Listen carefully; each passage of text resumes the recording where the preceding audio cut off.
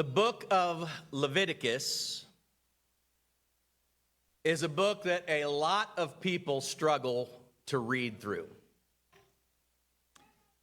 It is, as the title suggests, primarily the ordinances, rules, and rituals that the priests, the Levites, Leviticus, they were to perform these tasks in leading the nation of Israel. One thing stands out for me reading through the book of Leviticus, and I hope sometime that you will read through it as well, but there is no book in the Bible that will use the word holy more than that of the book of Leviticus. I think it's good that we think about the holiness of God. There is only one section in the book of Leviticus that tells a story, a narrative story. The rest of it is just the law for the priests. That story is found in the 10th chapter of Leviticus. And I'd like you to turn there, kind of put your finger there, just hold on to that for a moment. We're going to read through that. But as we get ready, I want to tell you a story. I've titled my message, Fire Alarms. And it made me think of this story.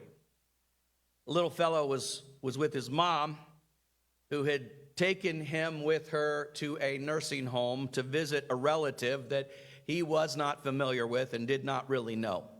And he was pretty young. And his mom was busy visiting and talking with this woman that he did not know very well. And so he kind of wandered out the door of the room and out of sight. And pretty soon, the fire alarm goes off in the nursing home. That's a big deal in a place like that. I mean, people are in wheelchairs. People have walkers. The sound is really loud and the lights are flashing. Turns out that little guy pulled the fire alarm. The authorities decided, well, we're going to leave it up to mom to deal with this issue. As you can imagine, he got a real scolding and talking to, and he sits there on the ride home silent as his mom's just letting him have it the whole way. And finally she says, well, what do you have to say for yourself? After a moment, he looked up and said, well, it said pull. That was a lot funnier in my mind as I told that story. But that little boy learned a very important lesson. All of us are supposed to learn this lesson. You do need to be careful how you handle fire alarms. In our Bible, there are certain stories that I would deem a fire alarm. And these are stories where God acts quickly and severely in judgment in such a strict way that a lot of us, our eyebrows kind of raise. These are stories in our Bible, in the Old Testament in particular, and one of them is what we're going to examine today. And when we come to these stories, genuinely, we need to handle these stories very carefully. I believe the story that we're going to read of Nadab and Abihu has been abused over the years. Largely, this story is just ignored. In my library, in my office, I have several books that chronicle the life of Moses by different teachers and scholars and pastors, and not one of those books, not one, I looked at all of them, not one of them touches this particular story. It's a hard story. So I want to set the context for us. If you recall, last week in our series, we saw that Moses had persuaded God after the great sin of the golden calf to come back and lead the people. And he has received instructions at the very end of the book of Exodus for setting up a tabernacle. That's how the book of Exodus ends, closes there. And then Leviticus starts. And what Leviticus is going to do is teach the priests all of their responsibilities inside the tabernacle. So that's what's been going on for the first 9 chapters of the book of Leviticus. When we get to chapter 10, read with me in Leviticus 10, beginning in the first verse. Our text says this: Aaron's sons, Nadab and Abihu, took their censers, put fire in them, and added incense. And they offered unauthorized fire before the Lord, contrary to his command. So fire came out from the presence of the Lord and consumed them, and they died before the Lord. Moses then said to Aaron, "This is what the Lord spoke of when he said, 'Among those who approach me, I will show myself holy. In the sight of all the people, I will be honored.'" Aaron remained silent. Moses summoned Mishael and Elzaphan, sons of Aaron's uncle Uzziel, and said to them, "Come here, carry your cousins outside the camp, away from the front of the sanctuary." So they came and carried them, still in their tunics, outside the camp, as Moses ordered. Then Moses said to Aaron and his sons Eleazar and Ithamar, "Do not let your hair become unkempt. Do not tear your clothes, or you will die. And the Lord will be angry with the whole community. But your relatives, all the house of Israel, may mourn for those the Lord has destroyed by fire. Do not leave the entrance to the tent of meeting, or you will die, because the Lord's anointing oil is on you." So they did as Moses said. That's quite a story. And this is a story that we need to handle carefully. Honestly, I've heard teaching on this particular story in the past, and every time that I have personally heard this story taught on, I would consider it improper handling of the message of this story. Now, you may never have heard a sermon on Nadab and Abihu, but if you have, let me say 2 things that I think this story is not about. Number 1, this story is not about respecting silence. I'm going to have to unpack that and explain that.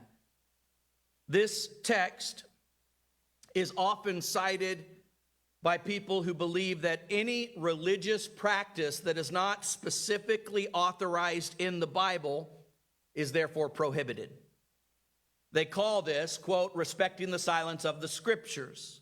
I don't want to spend a ton of time on this, but let me take a couple minutes, because for centuries, Christians have actually debated whether the silence of Scripture is permissive or prohibitive.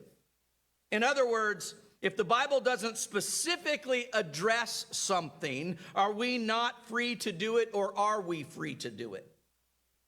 And each side has built elaborate cases that were built almost solely on the reasoning of men. So I ask, does the silence of Scripture permit or forbid? Silence is silence. I don't believe silence by itself permits or forbids anything. I don't believe that you should assume that just because the Scripture never mentions something, that means, oh, it's okay to do it. For instance, Jesus usually gets dragged into these kinds of discussions. You bring up the topic of homosexuality. People will end up saying something along these lines.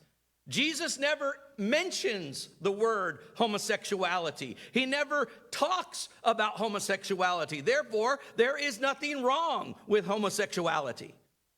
The argument that Jesus never said something about a topic actually is a very weak argument. Jesus never uses the word rape. Jesus never uses the words domestic violence. He never mentions a whole host of evil things. But does our Bible address those things? Yes, it does. And is Jesus actually God? Yes, he is. So, he is the Word. He is the author of the Word. And in that sense, Jesus does actually address those topics. It's not recorded in the Gospels, but it is recorded in his Word. But this principle of silence automatically permitting or forbidding something has to be done away with. In our particular churches, in the churches of Christ, many of you know this. Some of you, this could be like brand new news to you. But there are churches of Christ that believe it is wrong to use an instrument during worship services. Like a piano, that would be wrong. Like a guitar, that would be wrong. Drums, they're always wrong. Just joking. But the reasoning behind this is the Bible, specifically in the New Testament, does not authorize, therefore, the use of instruments during a worship service. Therefore, it's forbidden.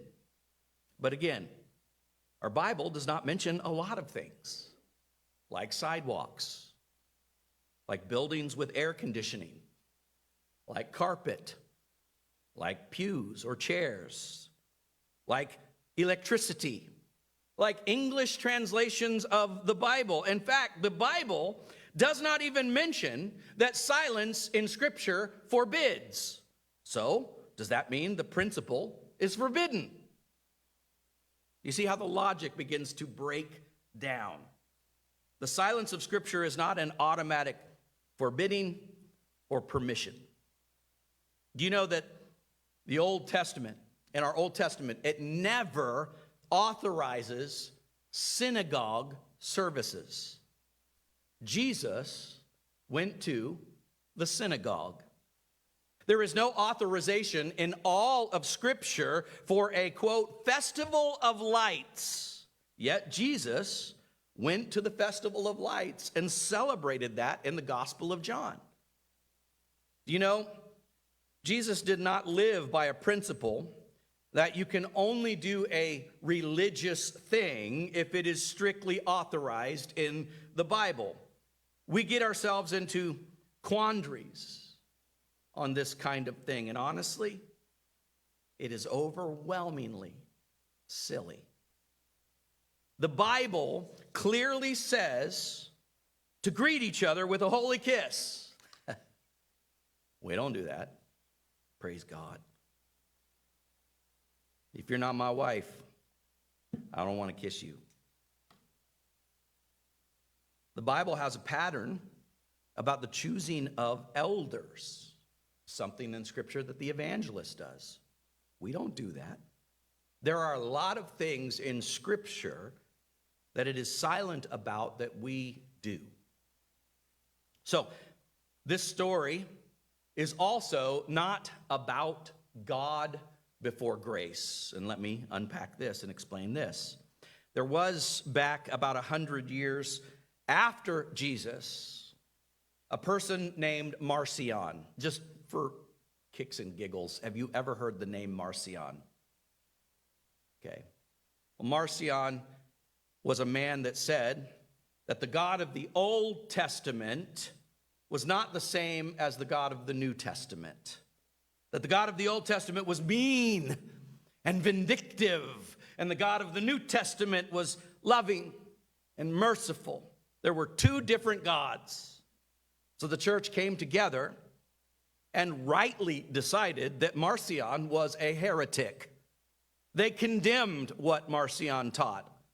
And honestly, I do not know any Christian that believes that there are two gods, the Old Testament God and the New Testament God.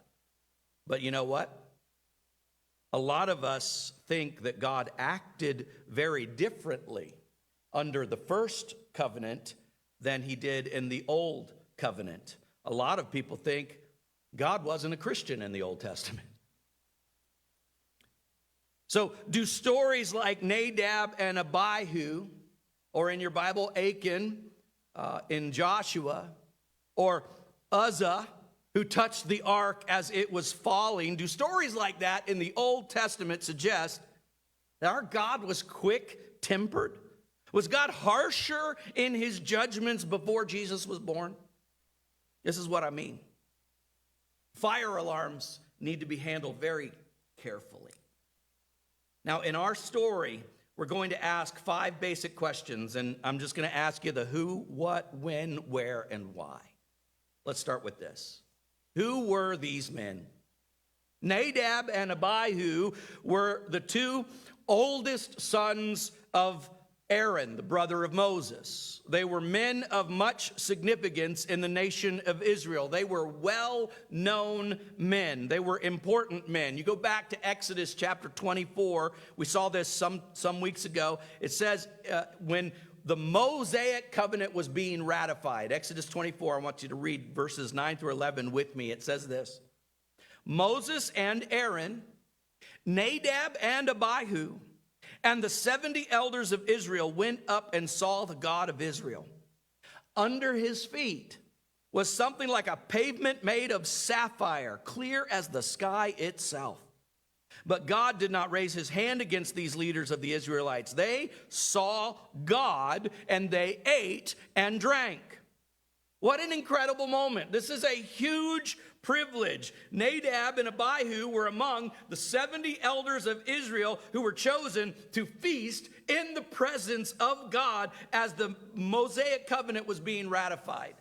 They were very important men. What's more, they were chosen by God to be the family through which God would raise up a dynasty of priests to serve in the tabernacle, later in the temple. And that's what all the events in Leviticus leading up to chapter 10 were actually about. So if you read the first 7 chapters of the book of Leviticus, you get a description of all the different kinds of offerings that there were: the guilt offering, the wave offering, the sin offering, the burnt offering, all the different kinds of offerings that priests are going to make on behalf of all of the people. And then you get to chapter 8, and there Aaron and his sons are ordained and consecrated, and they have to live inside of the temple for 7 straight days. They are anointed with the holy oil, and they are set apart as God is about to begin this entire priesthood concept. And then we get to chapter 9, and that's where they actually start doing their duties. They start performing these sacrifices, and you can read about the different sacrifices they do for the very first time in the tabernacle. In fact, look with me at how chapter 9 closes. Aaron has just performed 3 different sacrifices in chapter 9. In verse 22, it says, "Then Aaron lifted his hands toward the people and blessed them. And having sacrificed the sin offering, the burnt offering, and the fellowship offering, he stepped down. Moses and Aaron then went into the tent of meeting. And when they came out, they blessed the people. And the glory of the Lord appeared to all the people. Fire came out from the presence of the Lord and consumed the burnt offering and the fat portions on the altar. And when all the people saw it, they shouted for joy and fell face down."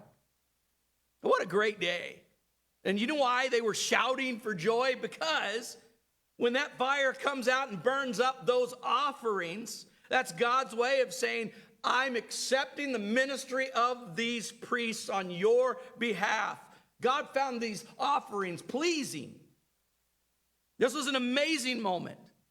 And it is within just hours that very fire that consumed those offerings is going to come again. And this time it's going to consume 2 men who made those sacrifices. And this was a significant tragedy. It's mentioned actually in Scripture 3 more times in our Bibles, twice in the book of Numbers and once in the book of 1 Chronicles chapter 4, which actually is hundreds of years after the event. So the people of Israel kept telling this story about the death of Nadab and Abihu. This is a big deal to Israel. So here's the other question. What did they do? Scholars have debated this question for centuries, actually. There really is no consensus. The best answer I can give you is, I ain't sure. I truly don't know what, quote, unauthorized fire refers to. Some say that maybe it was a reference to the fact that they added incense into the censers. Maybe they were attempting to make the smell of burning flesh, or maybe they were trying to make the smell not so bad. Maybe they're trying to make the smell seem more tasteful. Or the law mentions that only the high priest using incense on the Day of Atonement should happen. So maybe they weren't supposed to do this. The text does say their censers, so they did have their own censers, so why would they have censers and not be allowed to use them? That's a problem. But as I said, all of this is total speculation, honestly. We just do not know with any certainty. Well, some say maybe the sin was they did not use, quote, divine fire. They used non-divine fire. In other words, maybe they should have used that fire that came out and consumed the offerings on the altar that burned up the offerings. And it is a fact that on the Day of Atonement, the high priest was to take a censer, put burning coals in the censer from the altar, put incense in that, go into the holy place, and that holy place would then be filled up with incense and smoke. But that actually is not talked about until the 16th chapter of Leviticus. It's not talked about till later. So the truth is, you can read the book of Leviticus as I have, and all the way up to chapter 10, there is not one mention of unauthorized fire at all. Nothing until you come to here. So I'll give you my suspicion. I don't think it was so much what they brought before the Lord, but how they came before the Lord. Look at chapter 16, verse 1. The Lord spoke to Moses after the death of the two sons of Aaron who died when they approached the Lord. Notice it says, when they approached the Lord. God did not approve of how they approached him. And I think God's own words suggest why. So let's answer this question. Why was God so angry? It's hard to believe that God got so angry over something that would have been seemingly accidental. But that's not how God received their approach. Let's go back to our text, Leviticus 10, verse 3. Moses then said to Aaron, this is what the Lord spoke of when he said, among those who approach me, I will show myself holy in the sight of all the people. I will be honored. Whatever Nadab and Abihu did, it dishonored God. And it did it in the sight of the entire nation of Israel. I don't think it was something so slight like a censer or a wrong coal that the whole nation would have noticed that. Whatever they did, it was something that everybody who was watching them go into the tabernacle, they knew exactly what they were doing. And God acted so severely so Israel would know that you better take him seriously. Notice Moses said to Aaron's other sons, Eleazar and Ithamar, don't you dare mourn. Don't tear your clothes. Don't you let Israel think for 1 second that God was wrong in this judgment. The whole nation needs to know that God will not put up with what they did in his presence. So, how did they disrespect his holiness? Well, I think the clue is right in our text. Look at verses 8 through 11. I could be wrong, but I think this is the only instance in Scripture where God speaks directly to Aaron, the brother of Moses. It says this, then the Lord said to Aaron, you and your sons are not to drink wine or other fermented drink whenever you go into the tent of meeting, or you will die. This is a lasting ordinance for the generations to come. You must distinguish between the holy and the common, between the unclean and the clean, and you must teach the Israelites all the decrees the Lord has given them through Moses. Now, it is unfathomable to me that what God would come to Aaron moments after his two sons just died and say, by the way, one more rule. I forgot to give this one to you. God was telling Aaron what happened. He was telling Aaron why he did what he did. These two boys, evidently in a scene that kind of smacks of pagan worship, approached God drunk. And everybody saw it. They watched these priests go into the presence of God inebriated. And God was dishonored. And by the way, that is the rabbinic tradition. The rabbinic tradition is that Nadab and Abihu were drunk. And God would not allow the nation to witness his priests treat him so profanely.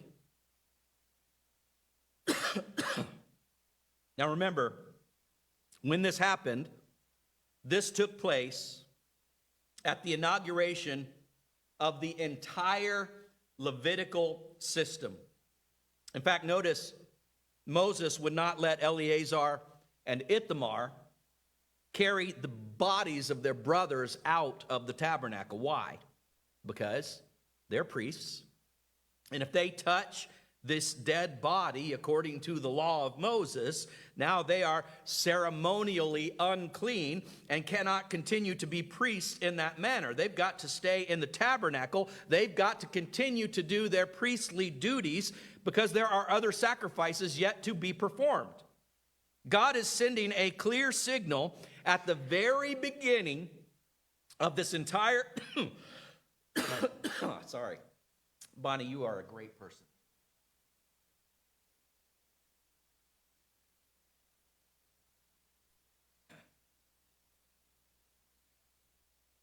We're going to edit that out of the online stuff.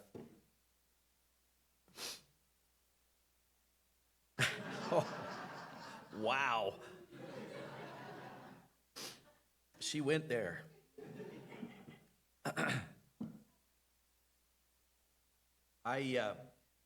This happened right at the beginning of the Levitical sacrificial system. And so if they carried their bodies of their brothers out, they would become unclean. There's still more stuff for them to do. And God, right at the beginning, is sending a very clear signal that this entire Levitical priesthood, they will not dishonor his presence ever. And I want to take an aside right now. And I just want to say something about drinking and drunkenness. I've been in this pulpit for 27 years. And you have never heard me stand up here and tell you, you should never drink. I want you to hear my heart. There is nothing good that I have ever seen come from people in our modern era drinking, even socially. It alters your faculties. It impacts your abilities to make decisions. And most of all, it is a fiber optic thin thread line to go from social drinking to being socially drunk. I believe that the demonic realm is attached to the consumption of alcohol. And I believe it is the most wise and the best practice to avoid drinking altogether. Now, why would I say demons are attached to consuming alcohol? It's not called wine and spirits for nothing. God did not want his priests to have their mental faculties altered in any way.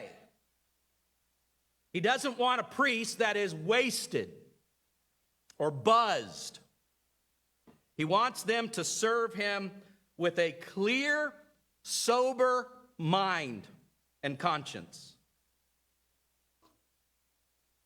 God cares deeply about the people who stand in his name and how they treat him. You read later in the book of 1 Samuel about Eli. Eli had two sons who were priests, Hophni and Phinehas. They were evil. They dishonored God. They were boys that angered God. God judged them. He He killed them. God will deal harshly with leaders in his church who do not teach and who do not model respect for the holiness of God. God said, among those who approach me, I will show myself holy. In the sight of all the people, I will be honored. That's what happened. The problem was not that Nadab and Abihu forgot some small little rule God had made, that when you approach God, you got to hold the censer in your right hand, not in your left hand, or you got to use 2 coals, not 3 coals. It wasn't that. The problem was they dared approach God in a way that dishonored him. Finally, where's the grace of God in this story? Well, it's very important that we actually finish this story because the story doesn't actually end in verse 7.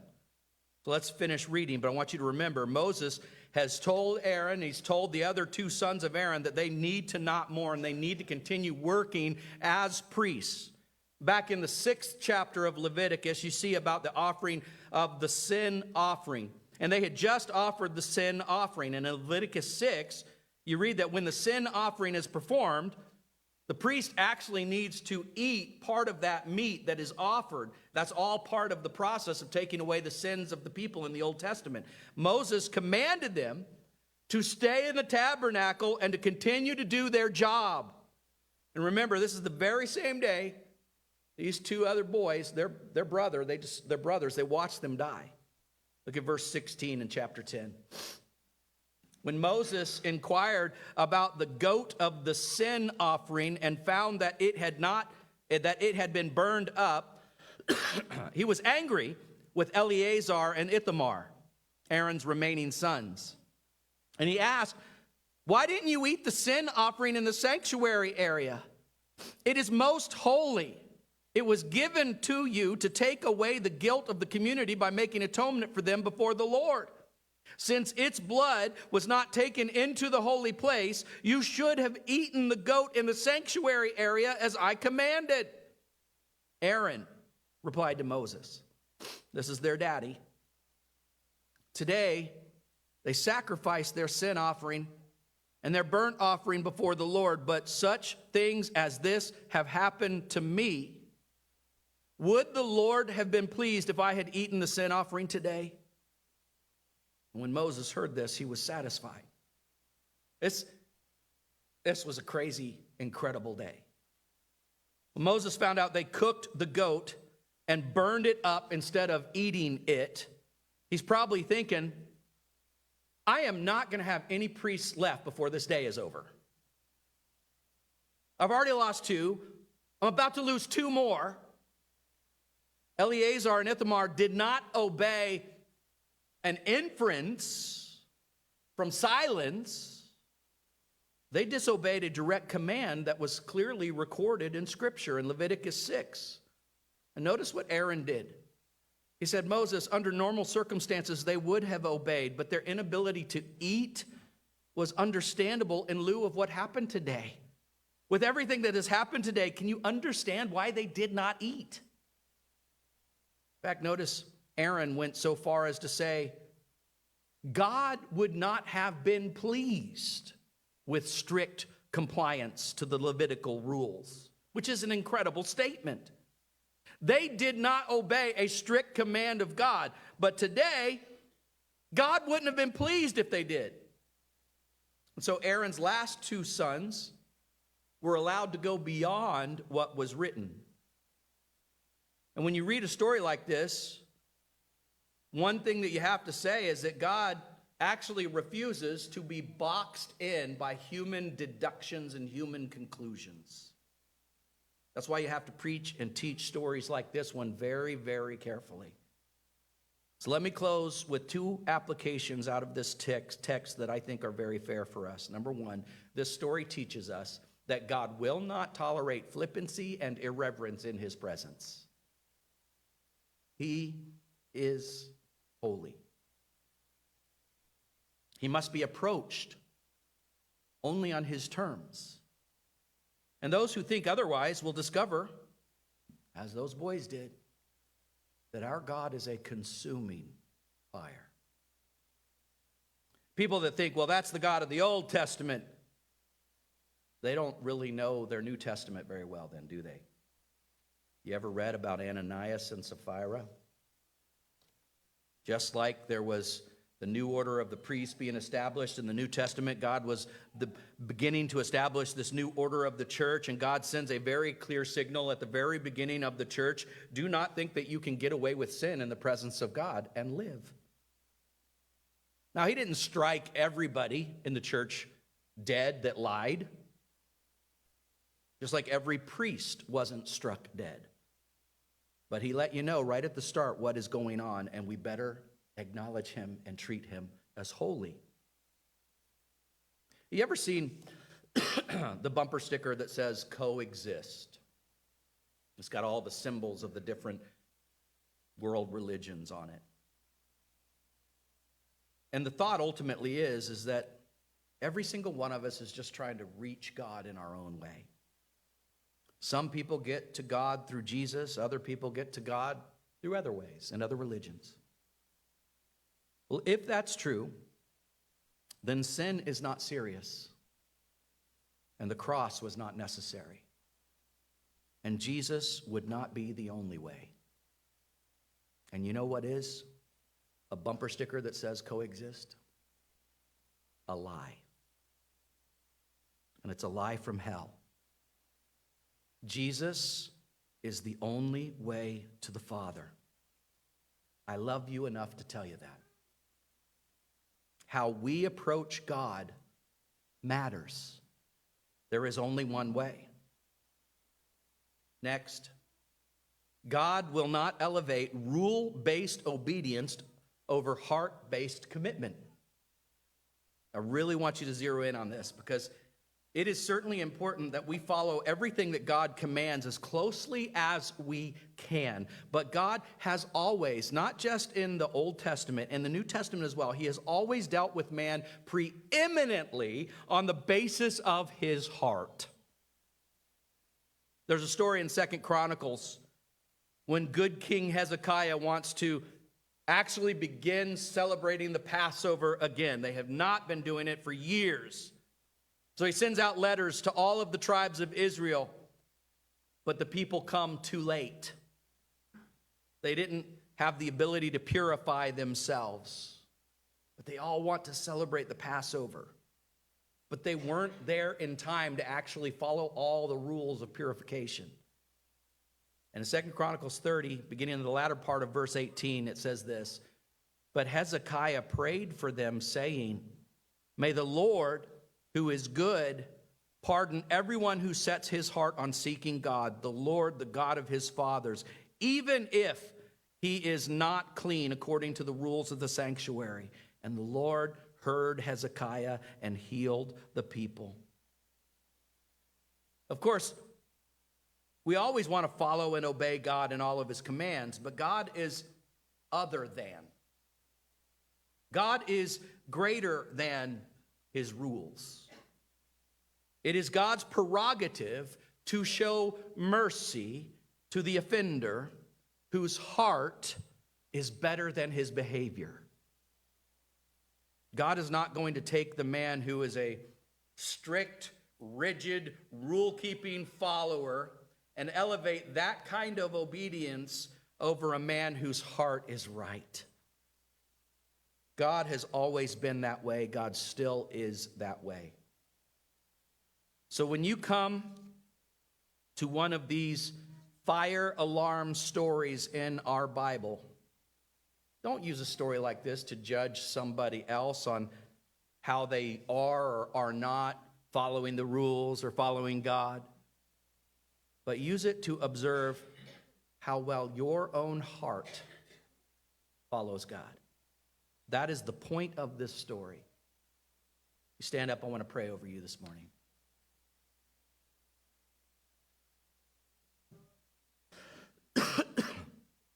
Father, after that day, I am sure that the Israelites wondered if their hearts were right when they approached you. Lord, give us that sense of reverence for you today. How have we approached you even today? If there is anything in my heart today that does not honor you, Lord, take that away. Receive our hearts today. You are a consuming fire, God. Let that fire cleanse us today. May we always honor your holiness in the name of Jesus.